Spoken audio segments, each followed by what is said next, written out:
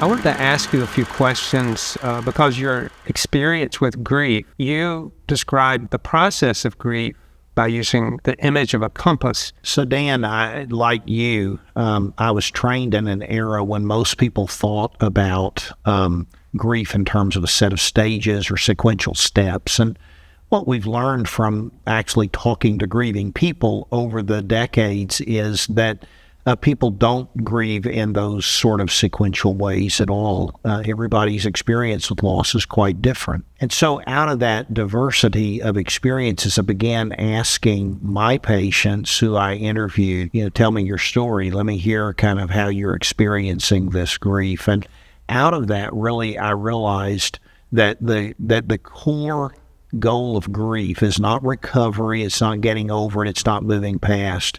Rather, the goal of grief is integrating this loss into my life, finding a way to build a new life, sometimes on the remnants of what's behind me, literally living in the light of grief. And I think we very organically do some things, call them tasks, call them whatever you want to call them. I don't think most of us need a psychotherapist to help us do them. We do these very naturally, just as naturally as breathing. One of those is remembering or telling stories. They're usually based on the values that I know from the person who I've said goodbye to. Another of those things that we do, I call reaffirming or finding the spiritual and philosophical anchors that support me in the loss. One of the things I've noticed is people, whether they have a religious faith or they don't, most of us have some sense of values that help us to find meaning in the loss. And the grief process is really about finding meaning. Another of those things we begin doing almost immediately is we begin thinking about how do we come to terms with the full face of this death, the full force of the loss. I call that realizing or coming to terms with the experience. And for me, as I've listened to grieving individuals talk, one of the things I've found is that that's one of the hardest, probably the thing that we take the longest at sort of this back and forth. Is he dead? Is he not dead? I sort of believe it. I kind of half believe it. I don't believe it. It doesn't seem real. It does seem real. And of course, that's not made any easier in our culture that has created this whole set of euphemisms for how we describe death.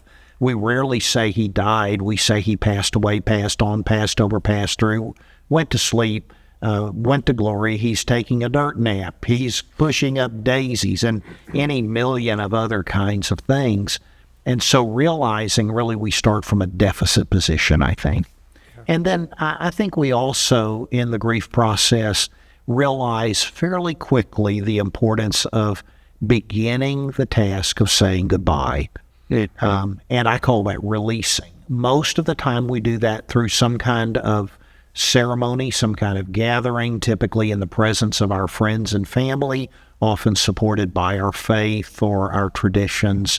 But we find ways to begin the process of living a life that no longer includes the physical presence of this person who died. And I think, unlike stages, we begin doing those four things pretty early in the grief process, and we keep on doing those four things throughout the grief process, and in some ways for the rest of our lives. It has been now over 30 years since my dad died, and I still tell stories. I still make meaning of his life and his death. Periodically, I still find myself thinking, oh, I should tell Dad that, only to remember, no, I can't tell Dad that. And so when that happens, I say goodbye. I realized when our first grandchild was born a few years ago, gosh, it would sure have been fun if her great-grandpa were here to see her and hold her, and I said goodbye again. But all of that is part of nurturing this loss into my life. And that's, I think, what we fundamentally do in grief, is we find ways to live in the light of that loss.